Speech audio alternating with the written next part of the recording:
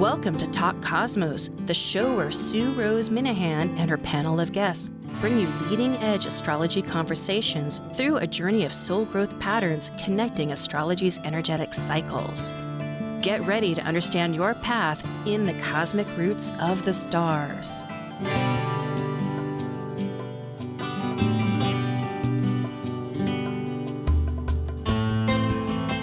Hi again, I'm Sue Rose Minahan, host of Talk Cosmos, astrological conversations every week with some commentaries during weeks. And you can always find that at Talk Cosmos YouTube channel.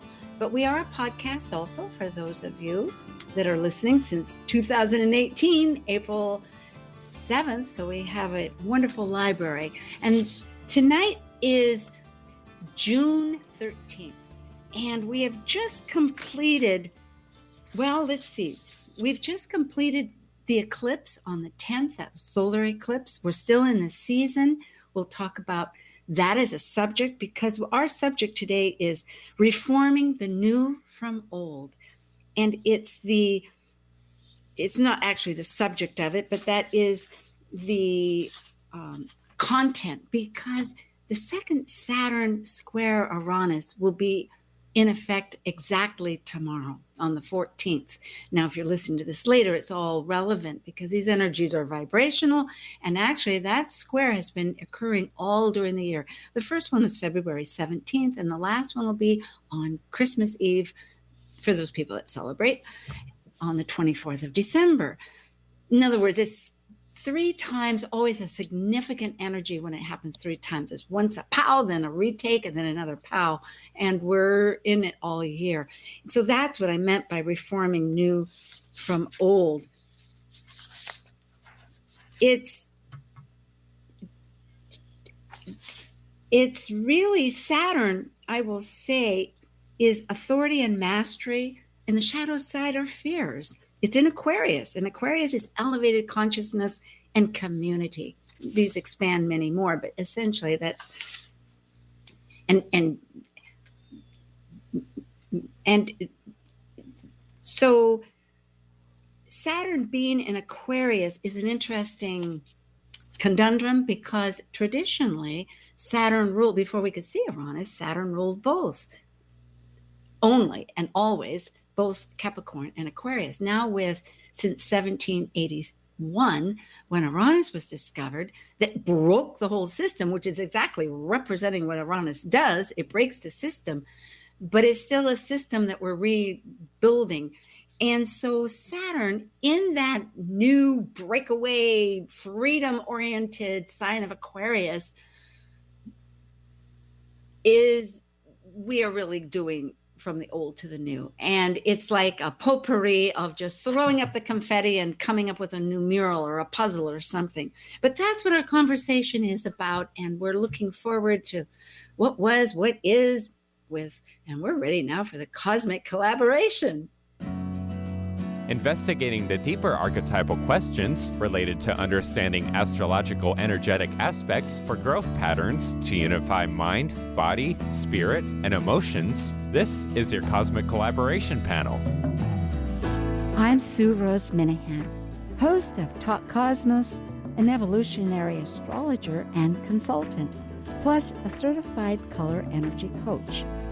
I explore creative expression as an artist, a musician, and write abundantly, stories to poetry. I love investigating mythology's language, philosophizing eternity, and I'm a perpetual student of life, seeing oneness of body, spirit of people, animals, and nature. I'm Suzie Kerr Wright, astrologer, certified psychic medium, tarot reader, life coach, and Reiki master.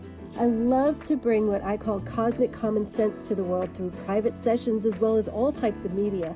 My work has been published in Chewy.com, Brides Magazine, Good Housekeeping, Cosmopolitan, Elle, Bustle, and more. And I'm a regular guest on Today in Nashville. I've had my own radio shows, and I was the weekly on-air astrologer for WSCA-FM. And I love to teach astrology and psychic development. And I'm Amanda Pierce, a soul-centered astrologer, astrological consultant, and empowerment-based meditation teacher. I have a BA in psychology. I'm a wellness enthusiast with a passion for healthy eating, and I enjoy creating new realities and shifting old paradigms. And like the Sufi poet Rumi says, You are the entire ocean in a drop. oh, the great Rumi. Rumi, yes, the Sufi. Well, the actual title of our great story was Rescripting the Stories, or Rescript the Stories. I looked that word up, Rescript. It comes way back. It's actually a legality term back in centuries ago. But truly we are. And also, both Saturn and Uranus are the Titan planets. In mythology, that was before Olympus, before Jupiter came and did his father in. Because, if you look at the planets going out, it's Uranus, then comes Saturn, and then it comes Jupiter. But there is a systematic stopping of each one of their territories, because they created first the heavens and the world and everything with Earth. That was Uranus. Then time came in. Saturn said, okay, we're going to have life. We're going to have people. People are going to die. It's not going to just be going on forever and come back again. But it was all organized. Saturn's got its rings. It's never out of orbit. It's never out of bounds. Actually, it's never out of bounds planet, which is amazing. And life is very systematic. In fact, it was a Saturnian mythology that everything had order and it was just great until, hey, Jupiter came along and said, not going to happen, because it wasn't allowing all the birth of the new things. And that's really what Jupiter, when I read about Jupiter, that the advantage here, because Jupiter's a little messy, that god is around in mythology, quite a melodrama going around with all the different nymphs and mortals, which you could say is a download of that great celestial energy into creativity, because it's really where we have free will. We can choose, are we going to go yay or nay to our highest good?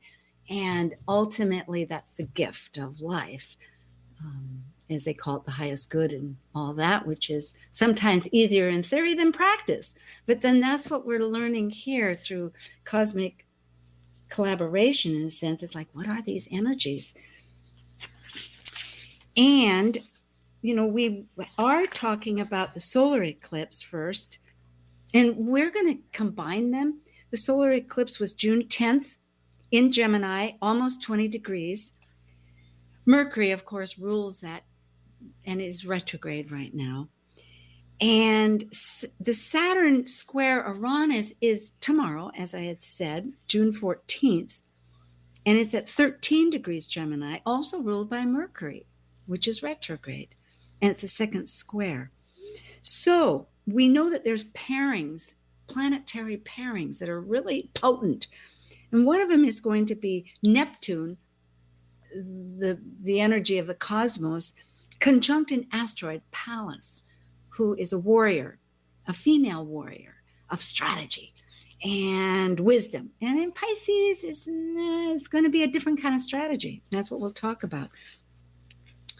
And also Uranus, which is in that square, happens to be conjunct Ceres, which is also an asteroid. It's a female asteroid. And you don't need to know all this except to realize that these energies are being in a deep conversation with another energy. So it's changing the projectatory, in a sense. It's involving another source of interest, deep interest, actually, because they're right next to each other. It's like, hello.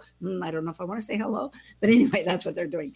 So Uranus conjunct Ceres. Ceres is that archetypal, she was the mother of, she lost her daughter, but really it's a reflection that we lose spring and we come back with new birth. And in a sense, that's our spirit too.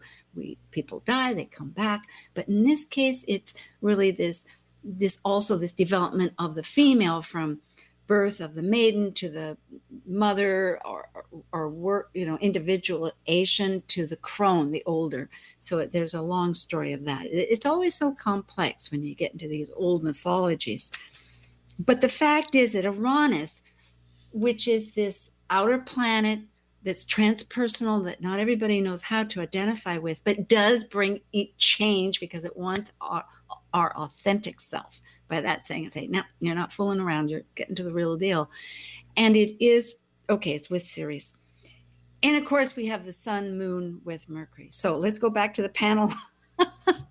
I hope I haven't taken too much time or introduced. I know that Amanda, we'll start off. You had spoken a little earlier about this conjunction with Ceres, and it can jumpstart us with Neptune. So the Uranus conjunction with Ceres, right? Oh, is that what you mean? No. It was Neptune conjunct Pallas. The yeah, the warrior. Yeah. So Isolate, but just to jump start us. Yeah. Yeah. So, well, yeah. One of the really interesting things about this eclipse is that Neptune is squaring the Sun Moon conjunction and also squaring Mercury retrograde, and so that can create a lot of confusion and not a lot of clarity on where you're going or what's going on in your world at the moment. But there's a lot of potential there to really go within and kind of to just let go and allow the universe to kind of guide you. And so getting back to the Neptune conjunct Pallas is that, like Sue said, it's that strategy and it's mental creativity and it's the feminine creative mind. And so it just really flavors this Neptune transit that we've got going on. And because Pallas is strategy kind of takes a big picture outlook. In order to strategize, you have to step back and look at the big picture. So there's a little bit of an Aquarian edge with that. So it's just going to flavor that ability to kind of get your bearings and find a way to flow with the universe and move forward. And if you don't have the vision right now, to trust that it's going to come and it's all going to flow into place eventually. Because this is an eclipse, and a lot of people think that eclipses last for about 6 months. It's not a consensus. Some people think they last longer. So this is an energetic that is where we have the ability to shift things. So that's part of what's going on with the eclipse. Yeah, we do. Can everybody see this chart that I pulled up? Oh, it's the USA chart. Oh, rats. That's not what I wanted to pull up. Okay, can you see this one? That's a solar eclipse. Yep. Okay, yeah, that was it. I meant to bring that up while you were talking, just a little bit for those people to show. And it is located over here on the East Coast, and so the houses can be relative to where you are. In a way, this represents the country, but still, it's just the energy. And so we're talking about this up at the 10th house with Neptune and Pallas at the moment. But speaking of energetic in the whole scheme of things, I think also there's this. And maybe, but because we're Mercury, it's communication.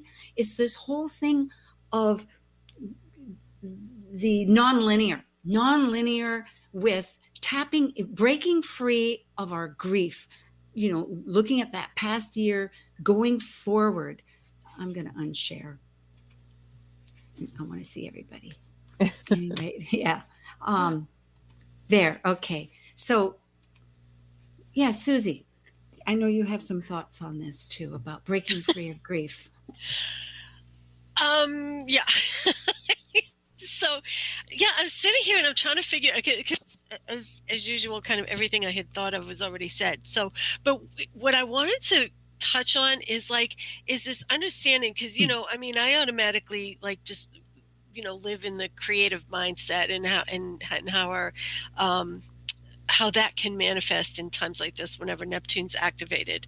And so one of the things that was standing out for me about this combination, about this square, is the word wisdom kept jumping out for me. You're using our inner wisdom to know what the next step is to be, but also, it's an interesting myth, and I don't know, I've only read a little bit about it, but from what I understand, it's a time to sit back and look for the opportunity to make your next move without becoming too passive or too passive aggressive, verbally, kind of manipulating and that sort of thing. We need to watch out for those sort of things.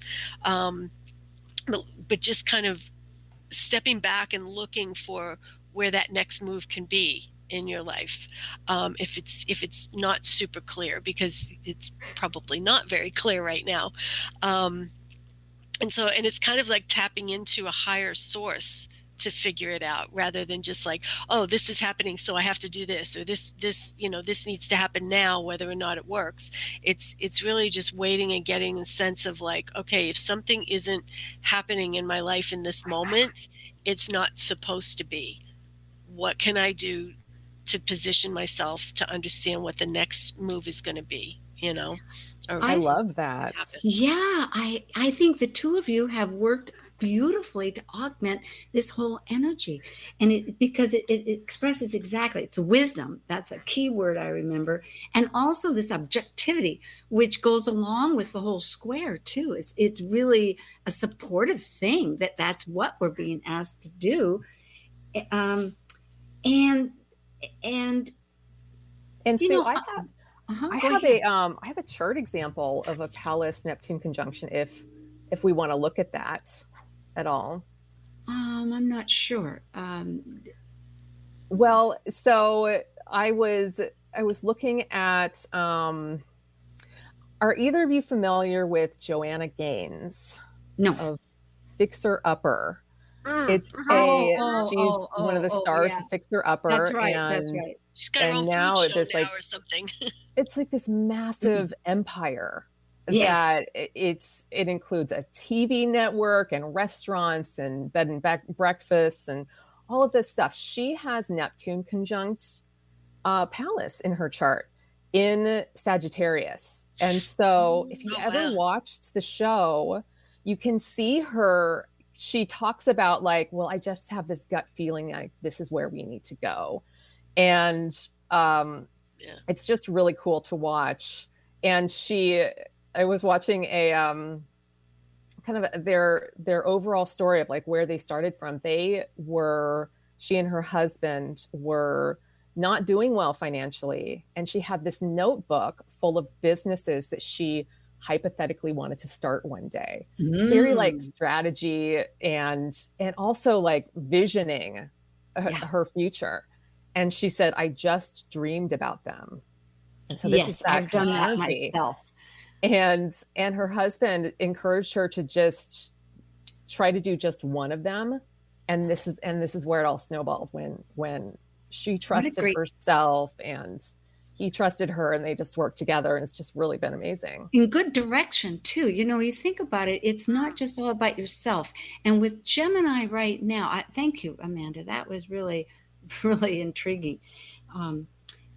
Because Sag is very instinctual, just like Aquarius. We have the South Node is in where we're coming from is very I don't know if I call it instinctual. I suppose so, but it is a fire energy. It has a lot of instinct. And it's got a lot of that really has a lot of the same flavor as that Pisces too. Like just trusting your intuition. Like Sag and Pisces are both and the signs. It's in other words, it's trusting your intuition to notice what is current happening at the moment. It's like someone having to found that book, having the husband coming up with his idea. Hey, here's a little direction, let's choose one. And she wanting to collaborate with him, the whole picture of it. I really like that because we are reframing new autobiographies. Go ahead, Suzie. Yeah, no, I was going to say, I don't know anything about her other than I've seen ads for her cooking show, and I've heard her name before. And now she's got a cooking show. It's just like, it's all over the place. But the interesting thing about her is I was watching the ads because they come on all the time because we watch HGTV a lot. And I kept thinking she doesn't have much charisma, but there's something like there's a grounded energy about her. It's almost boring, but not quite. You know, she's intentional with what she's doing. And would you say that's kind of her personality? It's kind of Yeah, grounded and intentional. It's not kind of scattered all over the place. She's not this over the top, caricature of definitely. herself. And Yeah. Calculated, a bit calculated. Yeah. Yeah. Because I've Yeah. seen her on the show, the big show, and it's intriguing and all that. Must say, I don't like all of her ideas about how she's going to do a house. Nah, not for me. But All she those but she stripes in the has her own bathroom. vision. Forget Like, it. Yeah, not she's mine. got her vision, and she actually has said that sometimes she knows that she can come across robotic. That's how Well, yeah, that was the word. and it how is. funny. It is. So that is Yeah. really Yeah. her personality. Okay. Yeah, a little Yeah. bit. So Interesting. let's get back. That's a beautiful example because we are reframing an autobiography. And I think with that, we were talking about rebirth. We leave that cocoon or our skin, and it's somewhat of the snake energy that we were bringing up. Susie, you were bringing up that seems so evident. And with Mercury, going back to Mercury, reminding people that the caduceus that he was given by, I think, was it Apollo? I'm not sure in the mythology, but he was given this along because it was exchanges with the sun, and because they were brothers, and there was, and Mercury is so close to the sun that we can't see it most of the time. It has to be at least 15 degrees out, away from the sun, in order to see it at night or the morning, when it's visible. So it's actually, I was just reading, Rose Marcus was giving a NORWAC talk, and it's about 20 to 24 years of our life that oh boy, I'm trying to remember if we can or can't see Mercury. Oh dear, it's a shaggy dog story, because it is, so, it's half the time it's not with, and then any rate. So what I'm getting at is that the caduceus has these two snakes, which represent rebirth. It's also the nodes of past and future, but it's male and female with these, masculine and feminine, yin and yang, assertive and receptive, kind of like your story there between that lady, Amanda, where you could say embodying, but we're really branching outside because all of us hold this energies, to be creative. But the two snakes are facing each other in the caduceus. So getting back to Mercury, of the snake energy, regardless of the rebirth. I'm just kind of, if that connects with one of you, Susie, if you want to expound on that. I'm still traumatized by the snake. The snake Oh, energy is really that's strong right. now. Yeah. You had a real experience with that. Yeah. Oh my face to goodness. face. I'm Yeah. sorry. So just for the audience, it's like we had a snake in our house. Oh my gosh. Anyways, no more A snake in 3-foot one. Yeah, it was not good. But the interesting thing is there had been, and there still continues to be, is I find this really interesting. And I was around a whole group of pagans this weekend for an event called the Pagan Unity Festival. I did 2 mediumship group readings there, and it was really fun. And I was kind of asking around, and if people were if they were getting kind of the messages from snake energy lately, what they call snake medicine, I guess.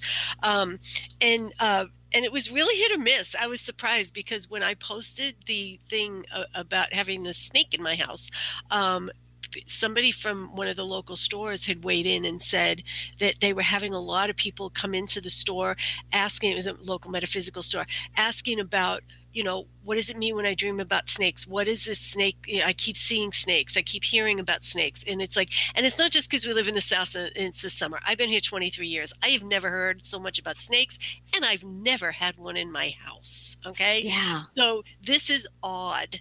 And he was saying that it seems there's some kind of energy of that coming up. And And so, as I was asking people this weekend, some people were like, "Oh yeah, yeah, I don't understand what's going on with that," and but I couldn't get like a consensus. I expected everybody to be like, "Oh, this snake thing," but the snake energy, of course, is about shedding our skin and releasing the old so that we can continue on in new form. It's not about Yes. dying. It's about continuing on with like a Releasing. clean slate, Yeah, and releasing. It feels very, no, sorry, go ahead, Go Suzie. ahead. No, I was done. Well, I just like what you're saying, how it just feels like it fits in with the eclipse so well. Like, this is a period where we can shift out of old patterns, and like if we're on a hamster wheel, the hamster wheel stops and we can get off of it. And it also feels like it applies to the Saturn-Uranus square as well. Like there's like a breaking free that we're trying to do, and trying to shed some of that old skin that's been holding us back and not allowing us to kind of move into a greater inner authority with ourselves. That's what that's what I'm feeling Yes, like and with the before we Saturn-Uranus break square. away, I want to add a little bit to tie in some of this energy, because we brought up about Pallas the warrior, the wisdom keeper, really, that came, and some of the traits are, of course, in Pisces is compassion, but part of like, what is this new story, this autobiography that really is being messaged, which drawing from both of what you've said, and also to add, to remember that we are healers, all people, and light workers, using the dualities in a unified, these two forms of the caduceus, and that we're creative poets. Our language can be, in other words, to bridge inside, as we had said before, this inner light with using the internal to recognize, to withdraw from just listening totally to the conditioned external, because there we are, this light worker, and with using our own psychic ability that's natural to each one of us for the highest good. Okay, and that means in service to ourselves and others, and a creative element. Okay, this is Cosmic Collaboration, June 13th. And we're with Suzie Kerr Wright of Nashville, Tennessee, and Amanda Pierce of Seattle, Washington. And we will be returning as we continue rescripting the stories with these wonderful, the eclipse and the square. See you.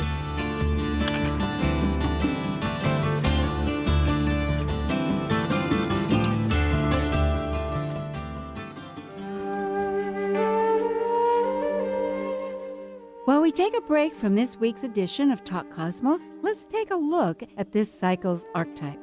We are currently in the period of Gemini.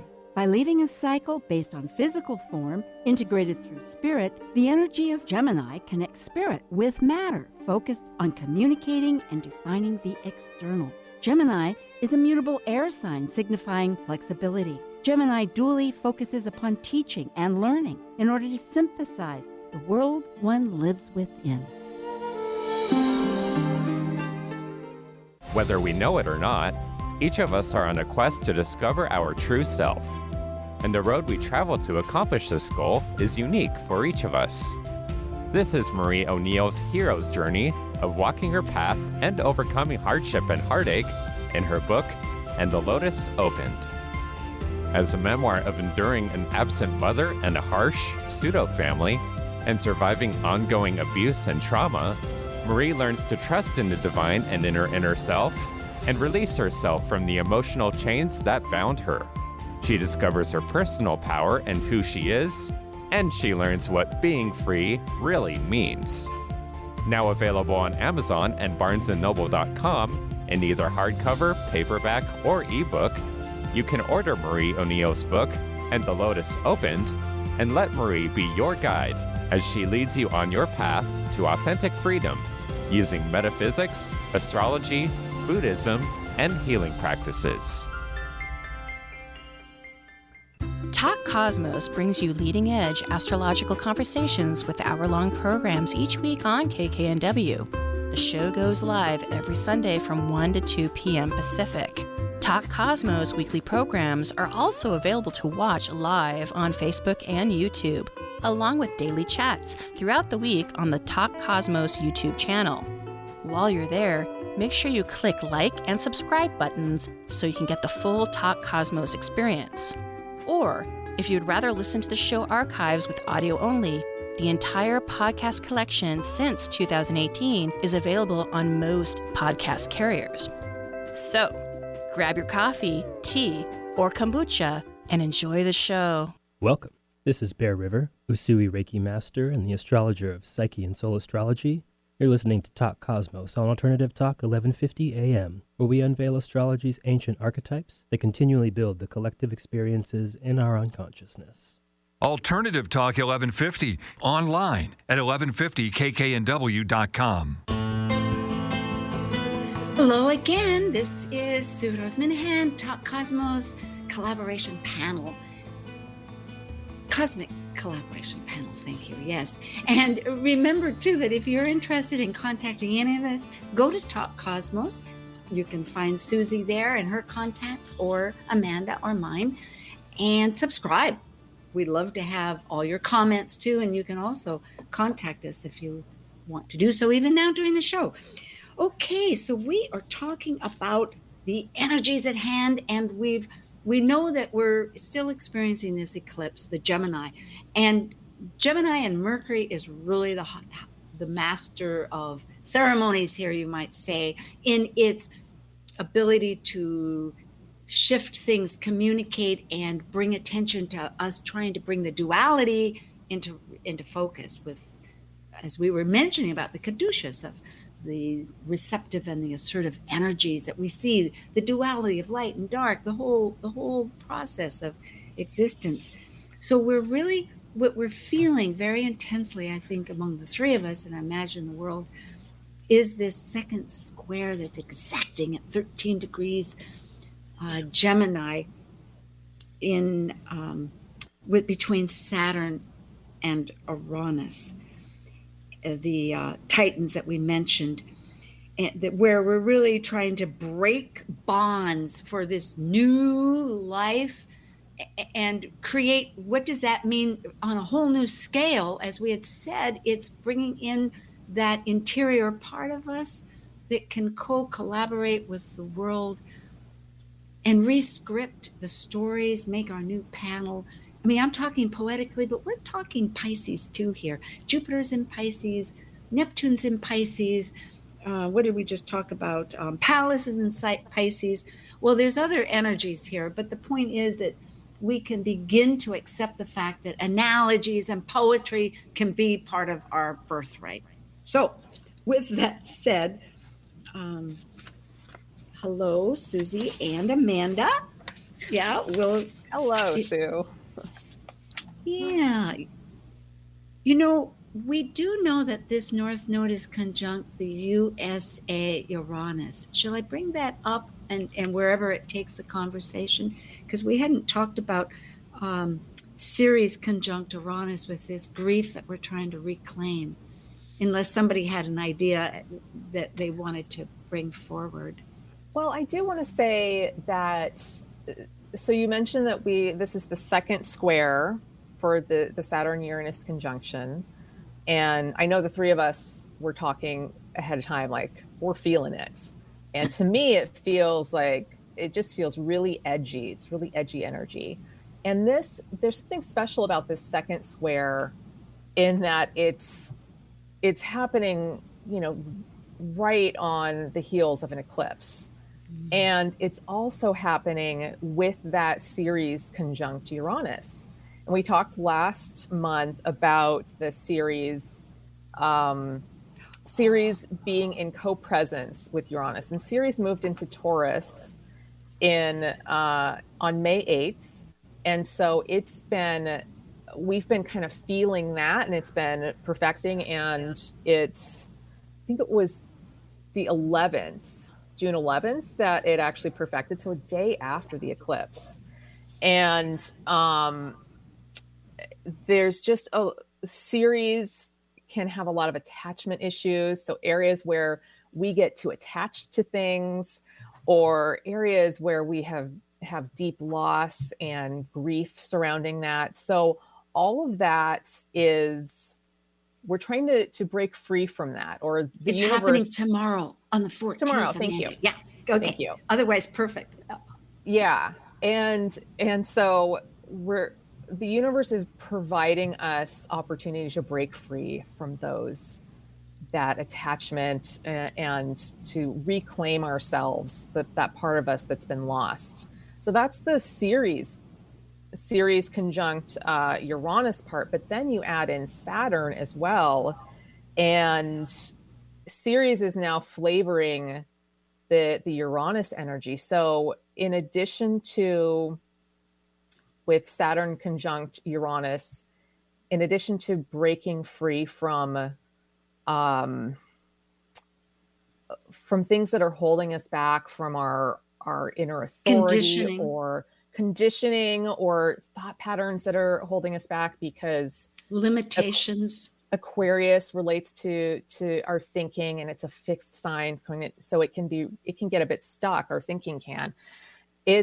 So Uranus is looking to break us free from that, whatever's holding us back, so we can shed that skin, that snake skin, and now there's a flavor of Ceres with that as well. So there's just like anything that has been holding us back, where we have there's deep loss around it. So anything that is, and that relates to everything. When you consider, I mean, I want to stop here and just, because I thank you, but really the reality is, we can say all our intentions, but somewhere along the line, it comes back to us that we are re-scripting a new autobiography collectively and individually, because we're not isolated. We have to work with the rest of society. And somebody in that society is also experiencing either a great physical loss, a job loss, a divorce, so many things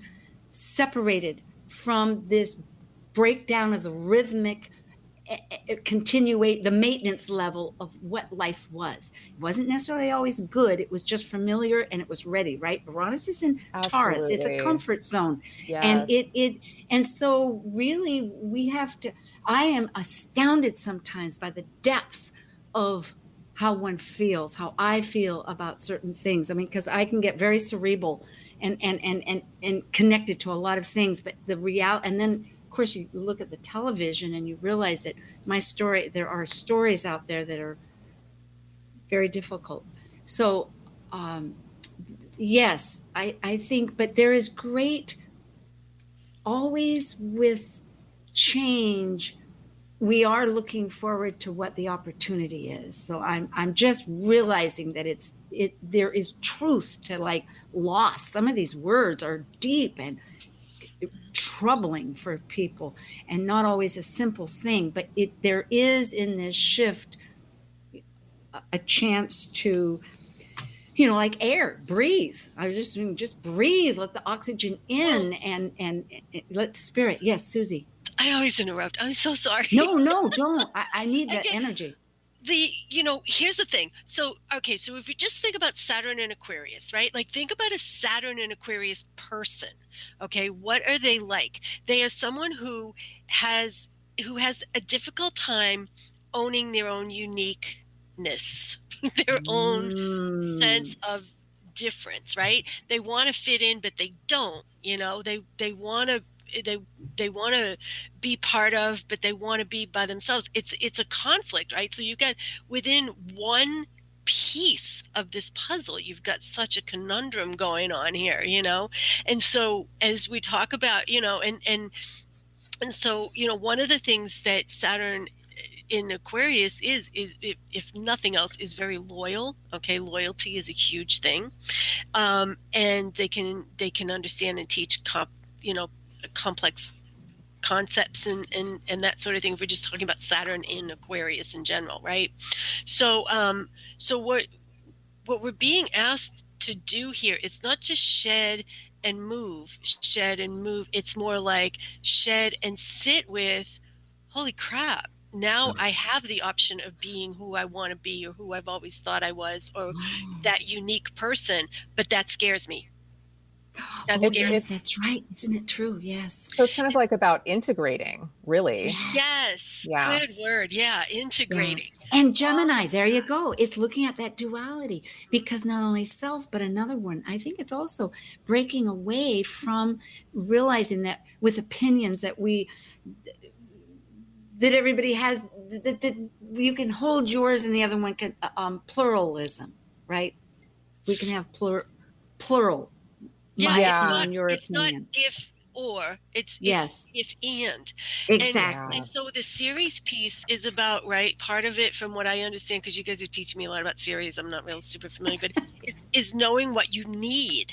You can understand what other people need, but what do you need? So what do you need to understand and integrate this new person that you've become without the fear, the doubt, the hesitancy, and That's so perfect. Yes. Isn't it? yeah. Yes. And what do you need to nurture yourself? Because series is about like that Oh, nurturing within. It's the higher octave of the moon. Yeah, we don't just reclaiming it. sleep, Yes. We don't we Reclaiming. aren't really snakes. We don't just shed and keep moving and go find food. Well, Yes, some of us do. right. I do, Yeah. not for food. Well, we all Help do. me, I I'm know feeling I'm in it's part of pain. our biology. No, I hear it. I'm in a constant dialogue with forgiveness and all kinds of levels. Yeah. But Part of yeah, Pisces. so but because we're humans and we're having this human experience, and it's like, with all this series energy, what's the easy go-to? Oh, let me go fix somebody else. Let me go find Oh somebody yeah, else's exactly. deal.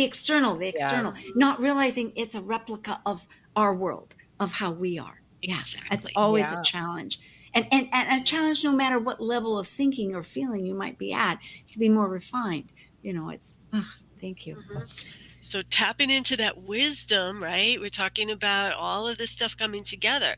Like, we can intellectually know these things, but when we start really just sitting back and like getting, it reminds me of like in the tarot, the hanged man, it's getting a whole different perception, and there's sacrifice that needs to be made. Maybe the sacrifice is like that you actually have to lean on somebody else, or find a mentor, or find somebody to help you move, therapist or whatever, to help you move to the next phase of your life, whatever it is. But it's knowing intuitively um, when to feel and lean. I've been using the word a lot with clients lately, is lean into these things, because this isn't. That's good, if I might say, Yeah. because I was just noticing, remembering that we're talking about another earth energy here, the fixed signs, but Taurus is the senses. It's the second sign.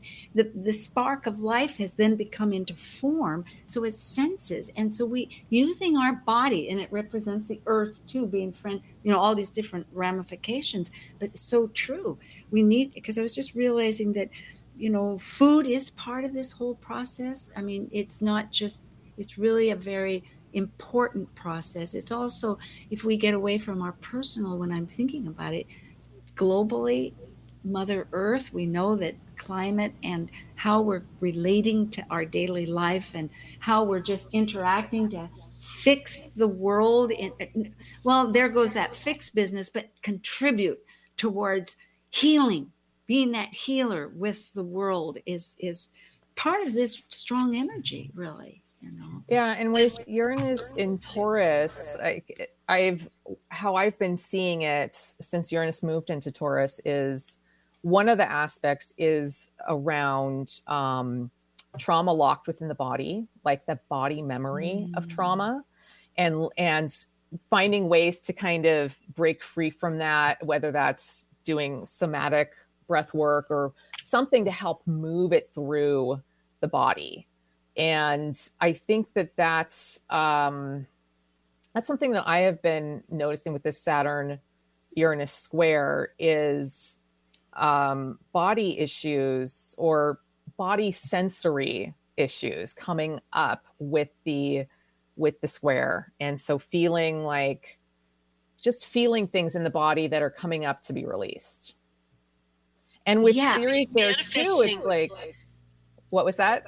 No, as I say, it seems to be manifesting outward too. I mean, it's like Yeah. I actually saw an article where they were talking about like Prince Harry doing EFT on himself. Oh, good. And it's like, and explain what that is to people, because I do EFT too. It has to do with the tapping, right? Go ahead.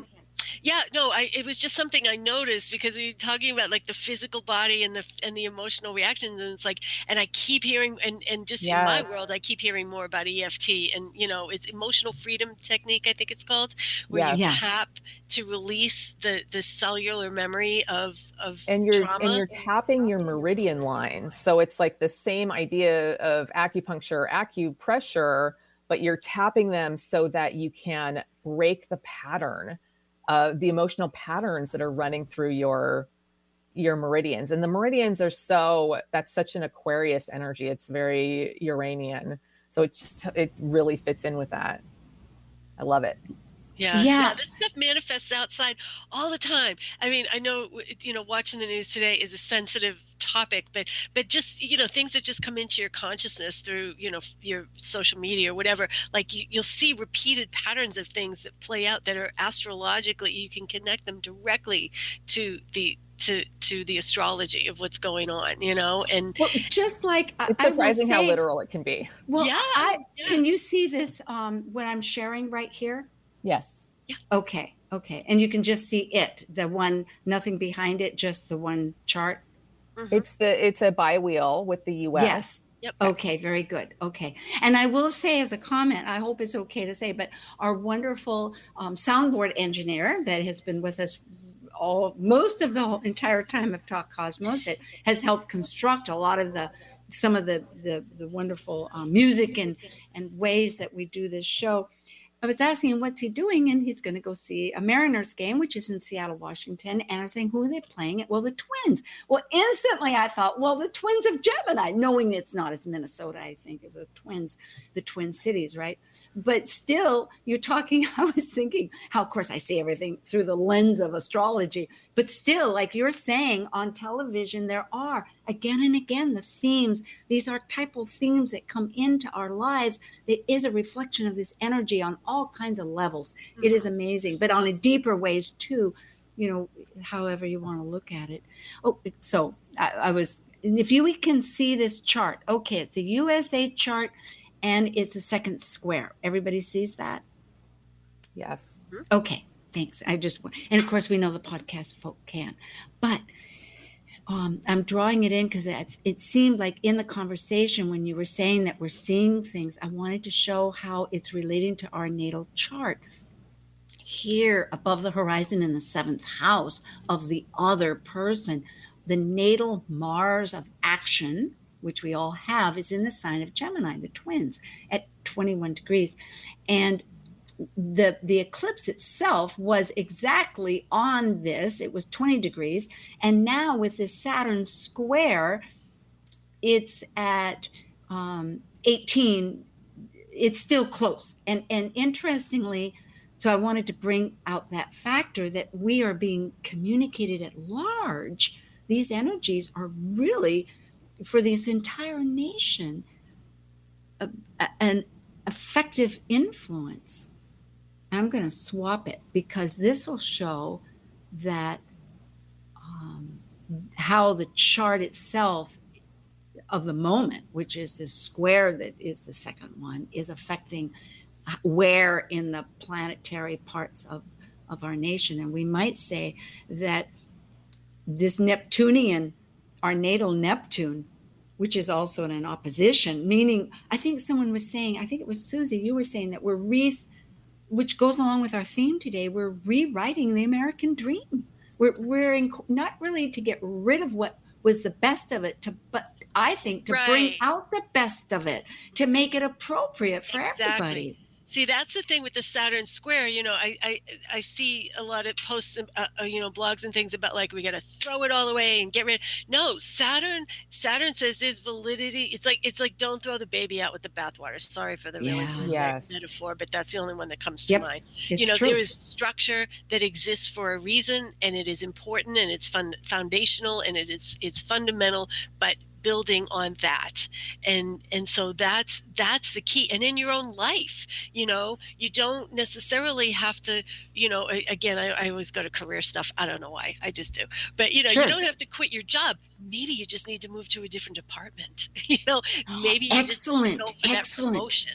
No, that's very relative, You don't have because to throw away 30 people years these in a days, company. there's a lot of, as we're opening up back with people having the shots and that businesses are bringing people back.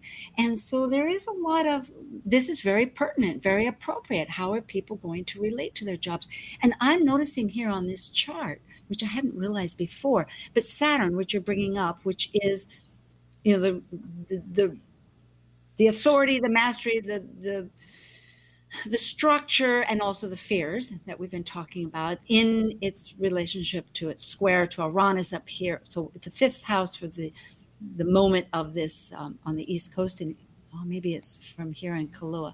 Well, at any rate, the point is that it's square to but the point is it's opposite the moon, and it's in a T-square, meaning we are looking at how are we going to manifest ourselves, and how are we going to be authentic to break away with our values and our thoughts. And this is really the energy happening. And we could say that Mars that has now gone into Leo. So now we're away from the emotional structure.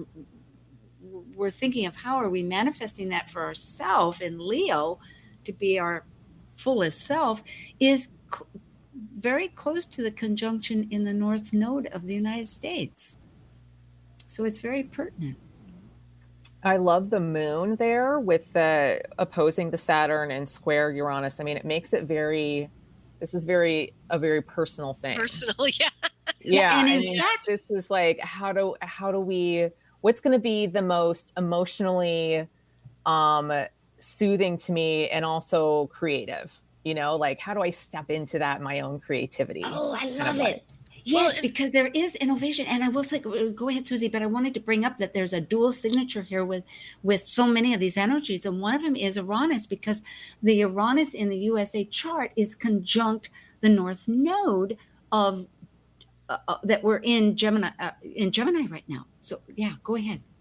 No, I was just going to say too, with the series connection, I mean, it's again, there's a big push for people to grow their own food now, and to and taking care of yourself, learning how to be more self-sufficient, in like really, like, I mean, let's overuse the word, but in creative ways like we would just never think of. I think a lot of people that never would have thought they could provide for themselves like that are really stepping into that and figuring that out, that I don't have to depend, I can grow my own food. I mean, I can take care of myself, And this eclipse might be catapulting that forward for a lot of people, especially with the Pallas conjunct Neptune, like that creative mentality and big picture strategy, and kind of just allowing the wisdom to like come through you, like just allowing it. And it's like, still conjunct. Go ahead. Yeah, not like not restricting yourself from it, just allowing it to really flow into you. Yeah, and the flow is a good word. It goes back because we are leaving some of the structures that we have been very familiar with. Back in December on the 21st, the great conjunction that happens every 20 years between Jupiter of our philosophies and vision that met up with Saturn of our root structures, went into air signs away from Earth for 200 years. They call the grand conjunction, meaning this is a whole, these squares, I keep going back to it to remind ourselves, is very useful to kind of incrementally reboot a new method. But all this flow business is like, it's new, a new system. Yeah. Yeah, we got to have squares. They're like, they help us move forward. And we can't rewrite our past, but we can certainly write a new future. So based on the past. And we can step off that hamster wheel. Oh my gosh. Something better. Oh, been such fun. I hear the music, meaning that we have about a minute left. And I'll just bring up that next week on the 20th is going to be the solstice, and the Moonbeam team will be back. And so do subscribe, folks. And thank you so much. And thank you to the Cosmic Collaboration panel. Yes, Suzie, Kerr, Wright, and Amanda Pierce, and myself, Sue Rose Minahan. Yeah, it is so super. You can say something, Suzie. Yeah. See you next month. Yep. All right, take care. Bye. Thank you for joining us on Talk Cosmos, the show where Sue Rose Minahan and her panel of guests connect soul growth patterns with the energetic cycles of astrology. Be sure to tune in next Sunday at 1 p.m. Pacific Time to continue your journey through the roots of the cosmic pathway.